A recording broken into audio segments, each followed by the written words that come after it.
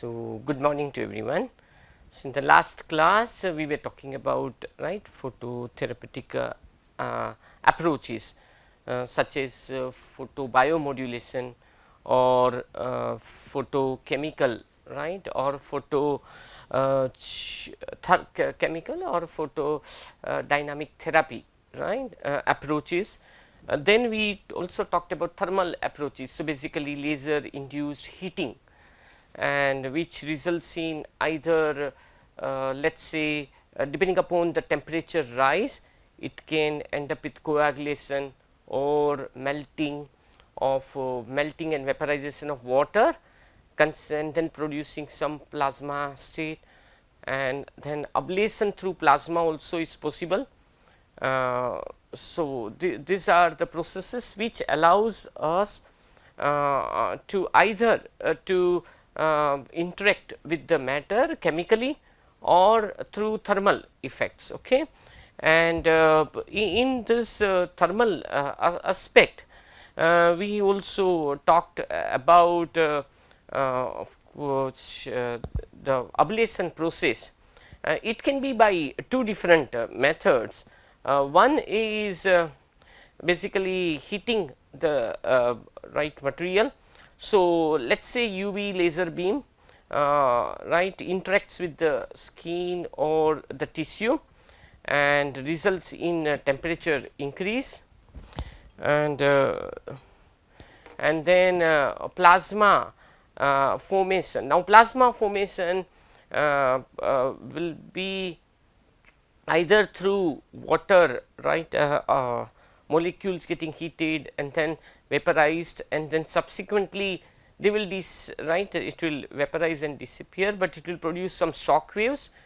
Tissue integration can take place due to such shock waves, or subsequently the laser keeps heating those tissue material and it produces melting of this tissue material, and then goes to vaporized form, and it expands which is nothing but the ionized state of this tissue material expands, and as the laser pulse is over, the subsequently it will collapse, and this process induces some type of plasma induced pressure on the tissue material to disintegrate them. Okay. Now, in this photo disruption process, or it is basically photo induced or light induced ablation process,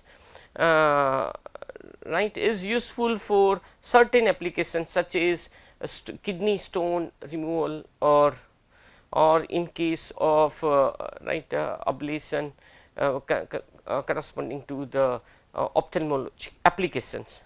However, photochemical reaction where the heat thermal effect is quite less is also preferred in some cases. So, which is also known as of course photochemical reaction, or sometimes it is also known as photo ablation. So, when there is a material removal, photo disruption, okay, and when there is a chemical activity coming into picture, that means photons will interact with the material to with the photon energy more than the bond energy of those molecules, results in molecular dissociation and increase in the volume of this tissue, etc., disintegrated volume, and then this material is removed. Okay. So, that is not through chemical, but not through thermal effect, but through chemical aspect. So, these processes are responsible for heating or material removal, etc. Okay. And in photo disruption, if the laser energy is high enough, we may also end up with a plasma shielding. That means the produced plasma will start also absorbing the incoming energy, and the heating effect can also be through plasma induced heating, and it is useful for, as I told you, kidney stone removal or removal or ophthalmology for minor rights operations wherein we would like to drill a hole in cornea or lens, etc. Okay. So, that is possible using such processes. So, in right. So, in a way, so what we covered in this phototherapeutic applications, the mode of transmission of light can be free space optics using free space. For UV laser beam, etc., it will be in a free space, right. In open space, but it is also possible if we are using Nd:YAG laser 1064 nanometer, etc., fiber based, right, approach is are also. If we are using erbium YAG material, it is they are all known basically either fiber based or fiber laser based. Okay. So, fiber laser is also possible, wherein the optical fiber will act as an amplifying medium. So, in some cases. So, erbium doped materials are can be fiber laser based as well. So, maybe what fiber based one, okay, wherein fiber is used to transmit the light, or fiber laser based. Okay. So, wherein fiber will itself will act as an amplifying medium for a laser output. Okay. So, this is the way it is possible. Now, there is one extension of material removal laser ablation process using femtosecond pulsed laser. Okay. So, ultra short pulse laser or right, ultra short pulsed laser or femtosecond based, right, material interaction. So, in this case the pulse width is of the order of few tens of nano or femtosecond, or sometimes sub picosecond. Okay. Right, femtosecond means 10 raised to minus 15 second, picosecond 10 raised to minus right 12 seconds. Okay. So, this is produced by using a titanium sapphire laser. Okay. So, titanium sapphire laser has right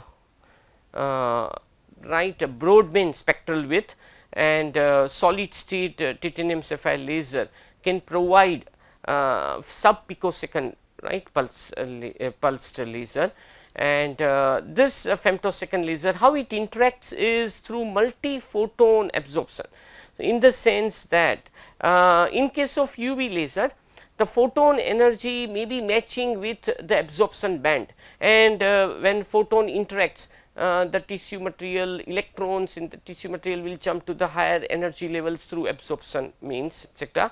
But in case of femtosecond laser, let us say titanium sapphire laser, the wavelength is central wavelength is around 800 nanometer. Okay, central wavelength. Okay. So, it will be laser will have a very broad band spectrum with a central wavelength around 800 nanometer. Okay, 800 nanometer. Okay. So, so now this photon energy of this wavelength, with this wavelength photon energy is not sufficient enough for one stage absorption. Okay. But the pulse width is so short that many number of photons within a very short period of time interacts with the material, and hence through multi photon absorption. Okay. So, that means when let us say there are some atoms, they when laser short pulse laser interacts, this electron starts oscillating in this tissue material, and those electrons, when they are oscillating, further this another photon from the femtosecond laser will further interact with this electrical electrons, and right this electrons will absorb that energy. So, it will go to the absorption band, okay, absorption band via multiphoton such absorption, okay, tissue. So, multiphoton absorption process allows absorption of incoming light and then excitation, dissociation, etc. Secondly, it's the pulse width is so short, and as you know, the heat diffusion in the material when laser is interacting with the material depends upon the diffusion coefficient, which is thermal diffusion coefficient, which is material dependent anyway, into pulse width, okay, of the laser pulse width, okay. So, if the pulse width of the laser is short, the heat affected zone, okay, in the tissue material will be very limited, and since we are using sub picosecond or few tens of femtosecond pulse width, which is quite reasonably small, much smaller, much shorter, and hence the heat affected zone is quite negligible, okay, in case of femtosecond laser interaction with the material, and hence the tissue where light is interacting will only get affected, otherwise all nearby regions will not have any effect, and that is where this short pulse femtosecond laser has application in analyzing the tissue structures in of course optical based biopsy processes, or of course material removal, okay, or right, you can say ablation processes, etc. Okay, femtosecond pulse laser has advantage because thermal effects are neglected, okay, they are not there. Now, this aspect was right with this approach, in fact 2003 or 4, right, someone even got the Nobel Prize for this idea of using implementing femtosecond for such applications where tissue interaction with femtosecond and how it interacts, what is the mechanism, all such ideas were studied, and based on that Nobel Prize was given. Right, the person who received was working in an industry, not in the academia, okay, and the age of that person was 43 or 44 years at that point of time when he received. Very rarely a person with a younger age receives, and that too in outside academia. So, that was this, but this now femtosecond laser is very much useful for biomedical such applications. Only at present the limitations is the cost of the system is certainly not it is very high, and hence the applications are limited to the not to means maybe laboratory, going to means they are trying to expand it, they are making the system easily right configurable, right, with very less maintenance and with a better durability, etc. femtosecond laser for clinical means biomedical applications as well. Okay. So, with this of course, otherwise the whole approach is the same. Laser interacts with the material, and within a very short period of time the thermal effect, right, will remove the material through evaporation and plasma formation, but then the electron relaxation time right or the laser pulse width is so short that it does not allow thermal effect to be diffused through electron relaxation time, etc., to the material. Okay, that is the idea, and so this aspects are also used. So, if we write overall our study, if we try to see right, in maybe I can say, of course this is not complete, but in general, in maybe last means in last few months, right, whatever we have studied in terms of maybe more than maybe 30-35 classes, what we started with right understanding how right light interacts with the tissue, right, material, and what this particular picture shows us, that basically in biophotonics, where photons are used, electromagnetic waves or the light waves, and when it interacts with the material, we may observe some aspects related to this tissue through reflection or through refraction and then scattering, etc., or through absorption or through fluorescence, right, or scattering, inelastic scattering such as Raman scattering, etc.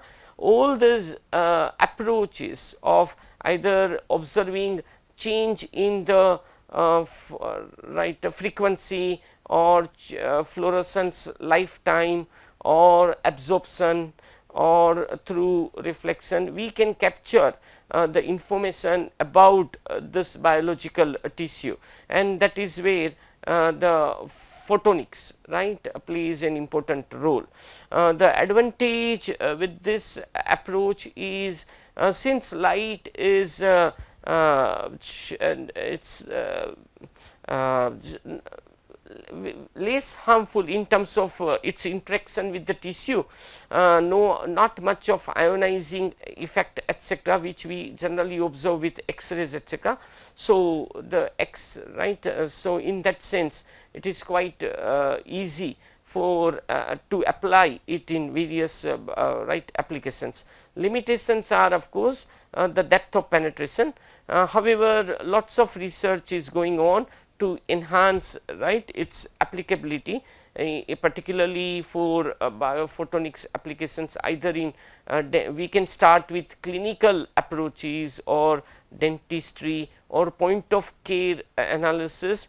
Now, point of care test and analysis, it is widespread using spectrometry techniques, etc., to measure the concentration of certain species, or in pharmaceutical drug development or food safety, measuring the characteristics of the right molecules, or environmental monitoring or biomedical research. So, in that sense, lots of applications in and around. Clinical procedures may involve right cornea related or lens or ophthalmology related or right other applications. So this is the way the biophotonics right plays an important role, and generally of course if we are how can we use we use optical light, and the optical light is used as a probing, right, it will be used and to probe to see the scattering, reflections or some other measurements to sense right certain parameters, and right certain to sense certain parameters, and it is also possible, right, to even help in surgical procedures as well. The optical light for either for illuminating or for positioning, etc., it is possible. And over and above, these are all, let us say, sensing approaches, but therapeutic approaches also is possible by using laser as the one, right, either through photochemical or photo ablation process, or photo disruption process to remove the material, etc. So, that is where, and so it's, and as I told you, the applications are related to skin treatment. So, it is phototherapeutic applications, to remove certain types of certain tissues etc., or right in ophthalmology, in eye surgery or retinal surgery, or improving the imaging right specs. So, when it is related to eye surgery, it can be cataract etc., removal, cornea correction, or imaging related to lens corrections or retinal right corrections. Okay. Cardiology, it is basically towards atherosclerotic plaque removal, okay, or monitoring such things, okay, while surgery is going on. Gastroenterology related to endoscopic imaging. We can use optical source as it is to eliminate right doing while endoscopic imaging, to eliminate the object etc. However, that is basically imaging purpose. However, it is also possible, okay, to sense some of those tissue characteristics through Raman scattering or through optical coherence tomography, okay. And photocoagulation, it is phototherapeutic application. So, you heat the tissue material to the temperature where coagulation comes into picture, okay, not above the not it may be the temperature increase may be of the order of means till 50-60 degrees centigrade, okay. So, 20 to 30 degrees centigrade temperature increase from the room temperature, and then you can observe the right blood gets coagulated at that particular temperature, and so laser is used to selectively heat the material and right to get coagulation process on in ulcerous tissues etc., it is possible. So, that is for gastroenterology. And then in vivo cancer detection or photodynamic therapy for oncology application. So, cancer detection may be by with the help of fluorescence, maybe with the help of Raman scattering or photoacoustic right measurements. So, through absorption and producing acoustic signals, and then they can help us to detect the cancerous cells etc. And then photodynamic therapy help us to remove selectively some of these cancerous cells as well, right. So, we inject a certain type of material which selectively gets attached with this cancerous cells, and then laser will interact, and those particular drug components will produce oxygen which is acting, which will remove this right the cells. Then photobiomodulation is basically stimulating the tissue or sorry not photonic simulation of the stimulation, okay, a stimulation of tissue will result in basically photochemical activity will stimulate the tissue material for healing or better growth or dilation. So, NO knocks in the right blood vessel etc., will absorb this light, and it will allow dilation of the blood vessel, so that the blood flow can be improved etc. Dentistry is where we want to remove caries or cracks etc., or analyzing tissue characteristics or ablating the material as well, okay. And so these are the topics which right we talked about. And the refractive index is right very important parameter, as well as absorption, right. What particular wavelength that we are using will help us to determine how can we make use of optical sources ranging from UV right to visible and near infrared or infrared. So, we also know from this that what type of laser source that we use for certain application. So, if we are working with sensing application, generally we we work around with minimum absorption losses etc., we work around visible range or near infrared range etc.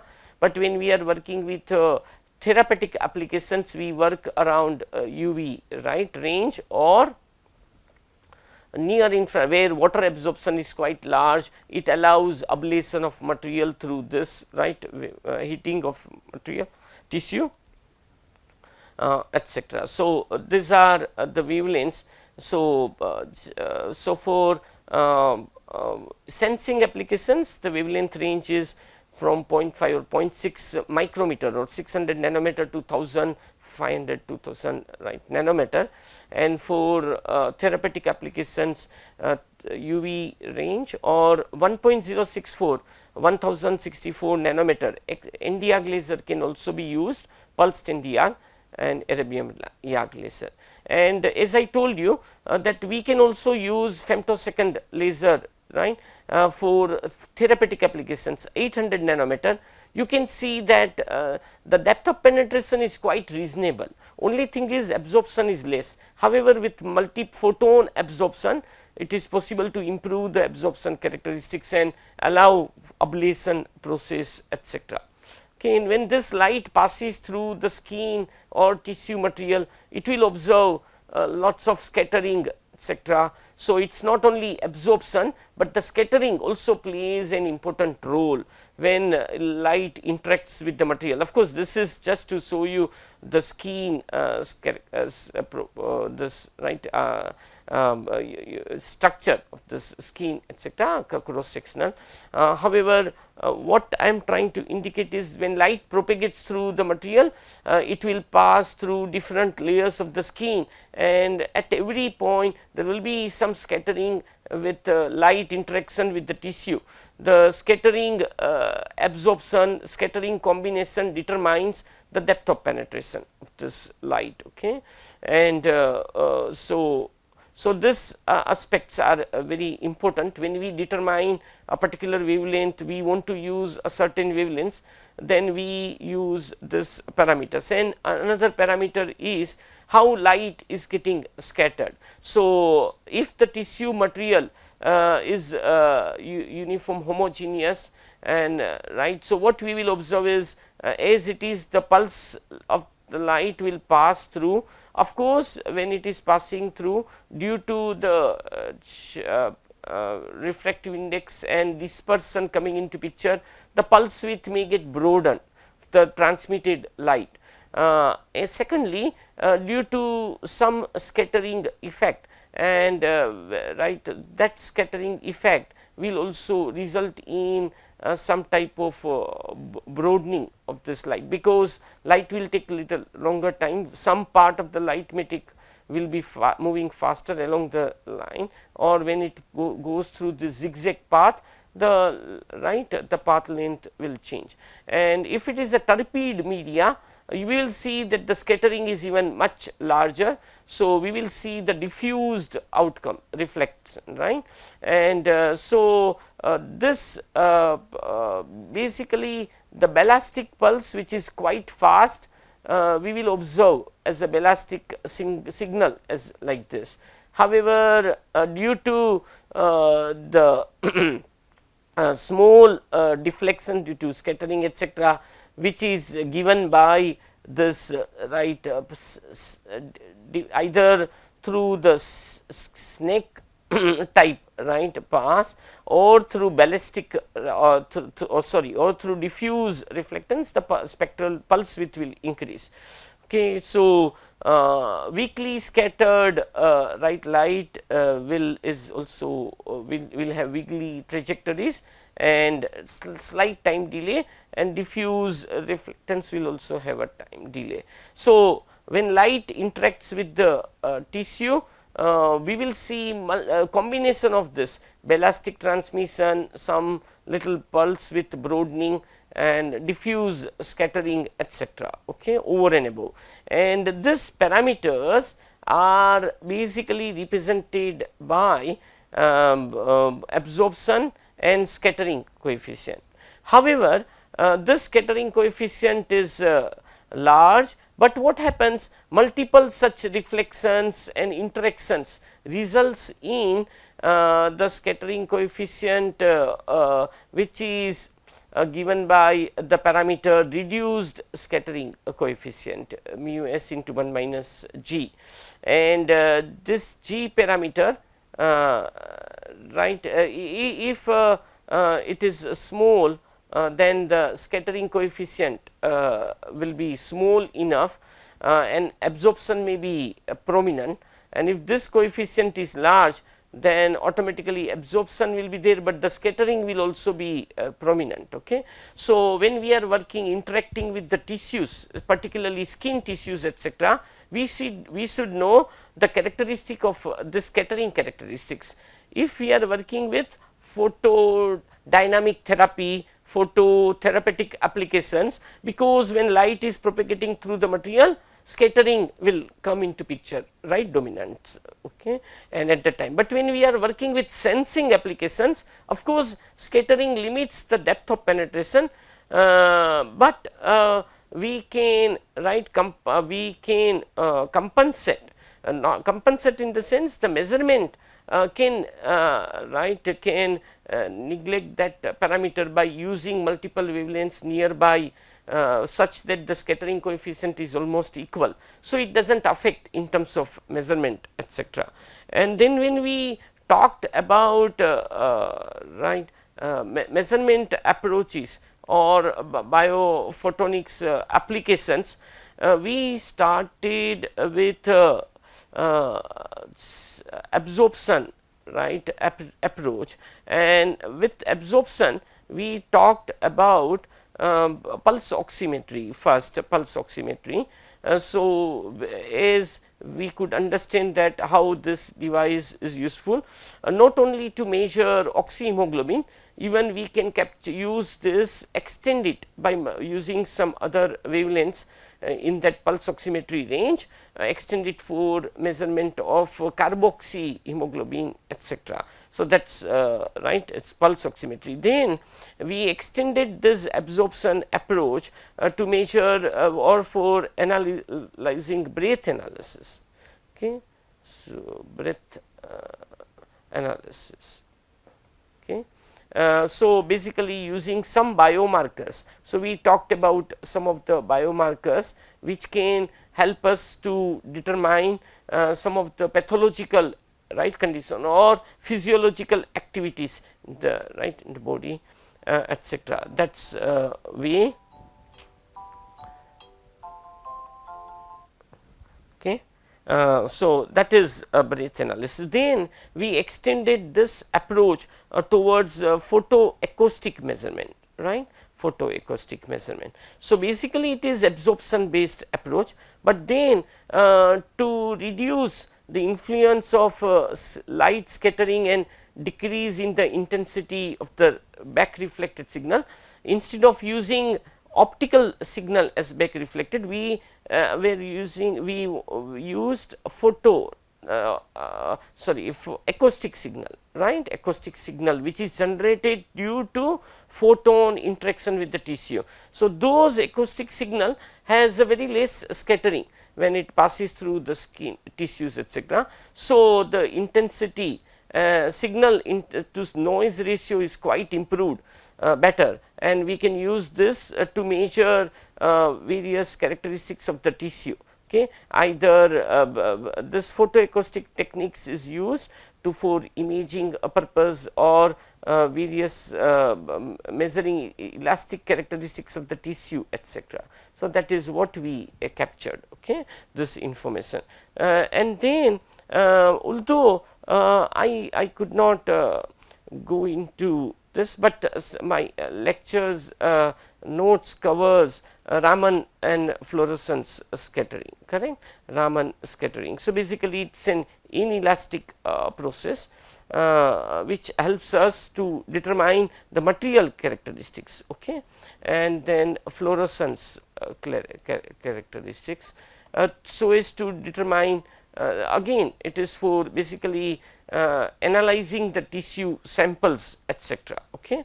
Depending upon the molecular activities, the fluorescence wavelengths will be different, or the lifetime of the fluorescence okay, will be different, and that can help us to determine the characteristics of the material. Then we extended the optical techniques to using optical coherence OCT, right, technique. And optical coherence tomography, we talked about time domain and frequency domain, right, approaches, and frequency or spectral domain, right, spectral domain approaches. And what are the different applications? We talked about applications to ophthalmology or dentistry, etc., and different configurations, further polarization sensitive or sensitive approach, or dual wavelength, right, dual wavelength approaches for measuring even some parameters, right, analytes concentration, etc., in the depth, right, when the through low coherence interferometry approaches. So, that is OCT techniques. And then we talked about photo therapeutic, right, approaches, right, approaches, which is either biomodulation, optical, right, biomodulation. So, optical or photo biomodulation, okay, or photodynamic therapy,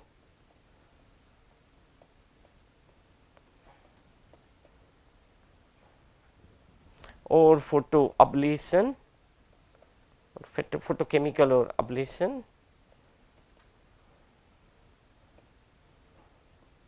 and photo disruption, okay, approaches. Okay, that is what we captured. So, we also learnt initially as a part of this biophotonics. So, what are the different optical components useful for, right, biophotonics applications. So, we talked about optical fiber, how fibers are used.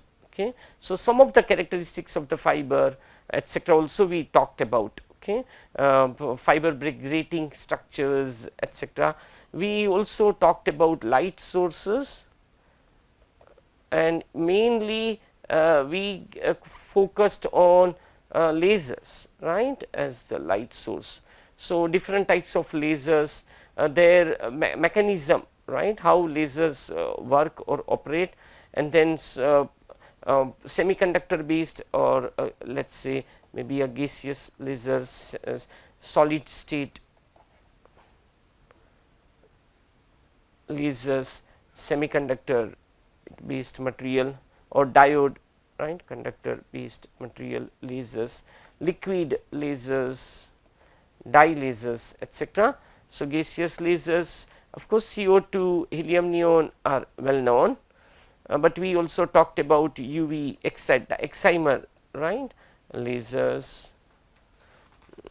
So, these laser sources have certain applications, mainly excimer laser has applications in phototherapeutic, right, applications. Solid state lasers, we talked about different types of solid state, but mainly it is neodymium YAG laser and titanium sapphire laser.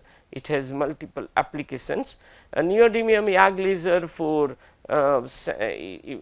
not only for sensing, but more towards even phototherapeutic applications, and titanium sapphire laser has, because of broad bandwidth, it can be used in OCT as well, or with a short pulse laser it is used for femtosecond, right, as a femtosecond laser. Semiconductor lasers are many different types, laser diodes, right, and we talked about different types of semiconductor lasers which can be used for our, right, applications, biophotonics applications. Dye lasers or liquid lasers, now the applications may be limited, but in fluorescence, imaging, etc., laboratory scale, right. This has certain applications. So, we also talked about different sources, what are the ways that we can achieve, right, lasing output, their characteristics in terms of longitudinal modes or transverse modes or pulse width, spectral width, all this, right, beam characteristics, how can we focus, how can we measure its divergence, etc. So, all these parameters. So, characteristics also we talked about in our some of the classes, and so basically, and then little bit part of this optical components is detectors also. We talked about semiconductor based material for detecting the light, photo, basically photo electric effect, right, as well as